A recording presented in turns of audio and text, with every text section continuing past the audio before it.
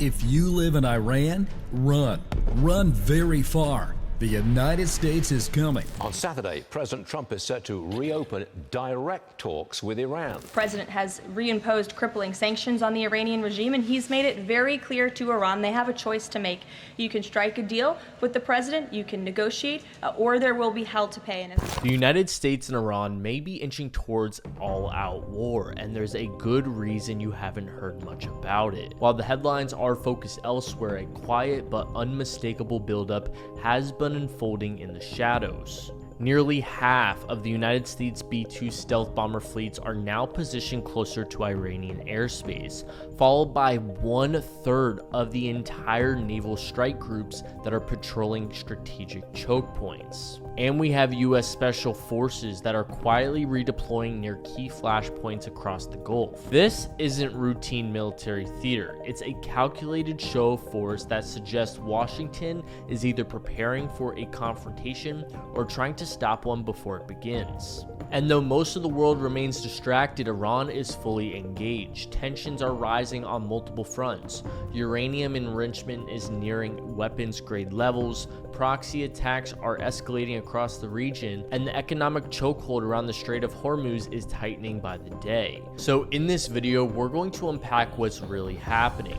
why this escalation is different, and how it could affect us all, from nuclear tensions and financial markets to what may become a dangerous new front of global geopolitics. Because while the Middle East may feel like a world away to some, a conflict with Iran wouldn't just rattle markets and global stability, it could also fundamentally reshape life as we know it. When it comes to war, things don't always start with explosions and gunfire. Instead, it often begins with quiet, calculated moves behind the scenes. And right now, those movements are happening fast. The United States has been steadily reinforcing its military footprint across the Middle East in recent weeks. 2 US aircraft carrier strike groups have been deployed to key maritime theaters in the region, and Patriot missile defense systems have been rerouted from the Pacific to Gulf nations like Qatar and the UAE. But this isn't just about presence, it's about pressure. US forces are positioning themselves near some of the most volatile choke points in the world. These include the Strait of Hormuz, where a fifth of global oil flows daily, the Red Sea, where Iran-backed Houthis have been targeting commercial vessels. Alongside this buildup, joint military exercises with Israel and other regional partners have intensified.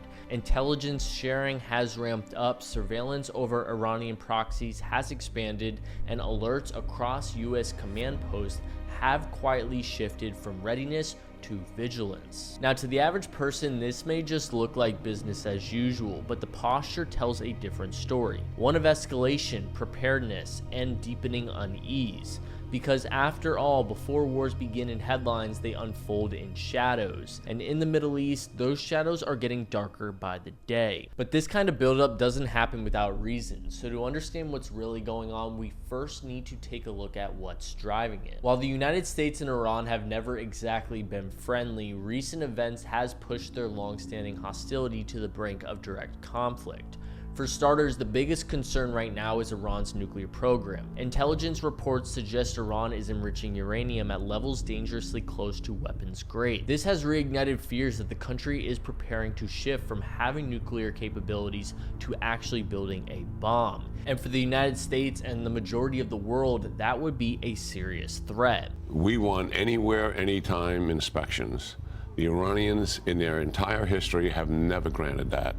They let you go to a certain sites, and meanwhile, they have secret sites where they continue their program. But for Israel, that's an existential liability to their entire nation. Now, because of the deep strategic military partnership between the United States and Israel, Washington is already deeply involved in their affairs. U.S. Special Envoy Steve Witkoff, who was in Oman for these negotiations with Iran, told me he believes the talks were, quote, positive and constructive. And in a statement, the White House said Witkoff underscored that President Trump wants to, quote, resolve our two nations' differences through dialogue and diplomacy if that is possible. Intelligence is shared, defense systems are integrated, and with Trump doubling down on support for Israel, any conflict between Israel and Iran could quickly draw in the United States. With that said, tensions between Israel and Iran have been intensifying for months. Iran's growing influence in Syria, Lebanon, and Iraq has expanded the reach of its proxy forces, many of which are openly hostile to Israel. In response to previous attacks, Israel has carried out repeated strikes on Iranian assets and infrastructure throughout the region. At the same time, Iranian-backed militias have launched drones and rocket attacks on US bases in Iraq and Syria. Commercial ships and energy infrastructure have been hit as well. Now, while many of these attacks are designed to provoke without triggering a full-scale war, each one of them inches us closer to that possibility. And in response, the Trump administration has taken a more aggressive stance. The recent deployment of American forces throughout the region are meant to show strength, back up Israel, project stability, and prevent Iran from miscalculating. Ultimately, the goal is to stop a war before it starts, but in the Middle East, deterrence often looks a lot like escalation. And when both sides feel backed into a corner, it only takes one spark to light the fire. Now, if tensions between the United States and Iran erupted into open conflict, the consequences wouldn't stop at the borders of the Middle East. The ripple effect would reach far beyond the battlefield, shaking the foundations of the global economy almost overnight. The most immediate risk lies in the Strait of Hormuz. Roughly 1/5 of the world's oil supply passes through this narrow choke point every single day. Any disruption, whether through direct attacks, blockades, or even the threat of instability, could send oil prices skyrocketing. We've seen this before. Even minor flare-ups in the region have triggered market panic, but a full-scale conflict would be something else entirely. A spike in oil prices would not just hit energy markets. It would spill into inflation, raise the cost of goods across industries, and put additional strain on global economies that are already dealing with high interest rates and fragile recovery paths. For everyday people, this means more expensive fuel, rising shipping costs, and a renewed surge in the price of basic necessities. And any sustained instability would lead to massive insurance hikes for vessels operating in the area. Some shipping companies could be forced to reroute entirely, adding weeks of delays and millions in additional cost. Then there's the financial market reaction. In the short term, defense stocks would likely rise as investors anticipate increased government spending on weapons and military support. But the broader markets wouldn't be so lucky. Uncertainty tends to drive panic, and panic sends investors away from risk assets, likely crypto, and instead fleeing to safe havens like gold, bonds, and the US dollar, hopefully Bitcoin one day. In a worst case scenario, we could see market volatility surge, interest rate spikes, and recession fears return to the global stage. Not because of domestic policy failures, but because of a war unfolding thousands of miles away. However, the economic cost of conflict is rarely visible in the opening stages. But when oil stops flowing, trade routes close, and markets lose confidence, the impact becomes very real very fast. After all, the Middle East alone is a tightly woven web of alliances, proxy forces, and shared interests, so pulling on the threads risks unraveling the entire region. That said, if an all-out war breaks out between the US and Iran, Iran's allies and proxies won't sit on the sidelines. Groups like Hezbollah in Lebanon and the Houthis in Yemen have long been armed, funded, and traded by Iran. Both have already shown a willingness to engage in asymmetrical warfare, and both have the capability to open up secondary fronts against Israel and the United States' interests. This would force neighboring countries to respond. Israel is already engaged in low-level conflict with Iranian-linked forces, and a wider war could draw in Saudi Arabia and the UAE, especially if attacks threaten energy infrastructure or disrupt trade routes. And that leads us to beyond the region. The geopolitical implications grow even more complex, with China and Russia both maintaining close ties with Iran, particularly in trade and military cooperation.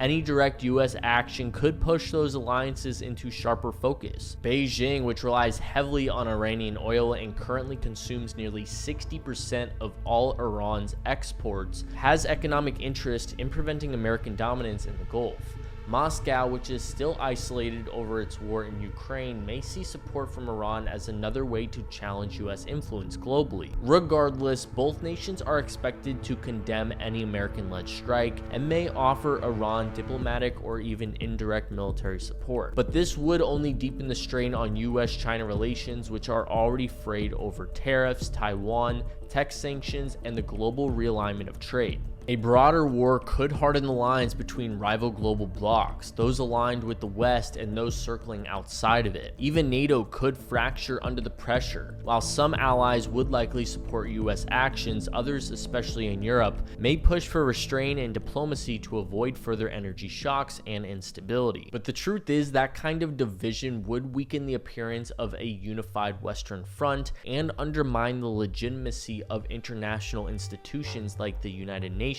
and the IAEA that are already struggling to maintain credibility in a crisis. With all this being said, an all-out war between Iran and the US would result in a test of alliances, leverage, and global leadership.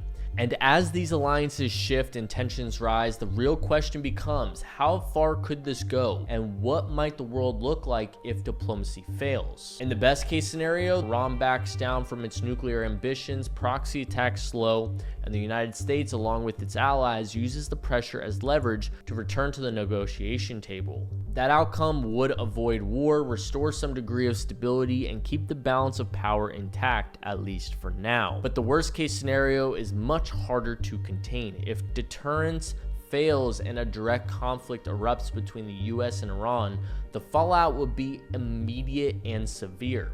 The region would plunge into chaos, and Israel would likely engage directly.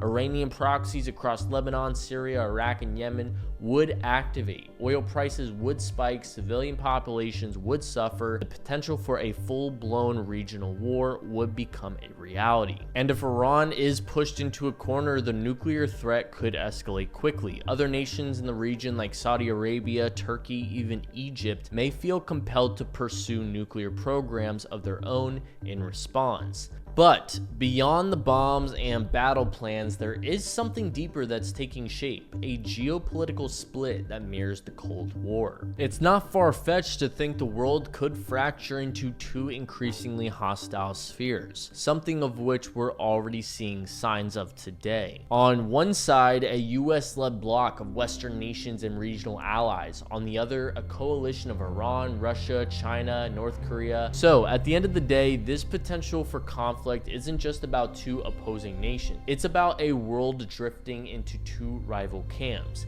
each preparing for a future where compromise is no longer the goal. That said, if the current trajectory holds, what we're witnessing may not be the end of something, but the beginning of a new and dangerous era. At a first glance, this might just look like another chapter in a long, volatile history between the US and Iran. But when you look deeper, the clearer it becomes. This moment is about more than one country, one region, or one conflict. This is about oil, nukes, alliances, and the shifting foundations of global power. As negotiations between the United States and Iran continue, the question we face isn't whether war is inevitable, it's whether we can navigate this moment without slipping into one.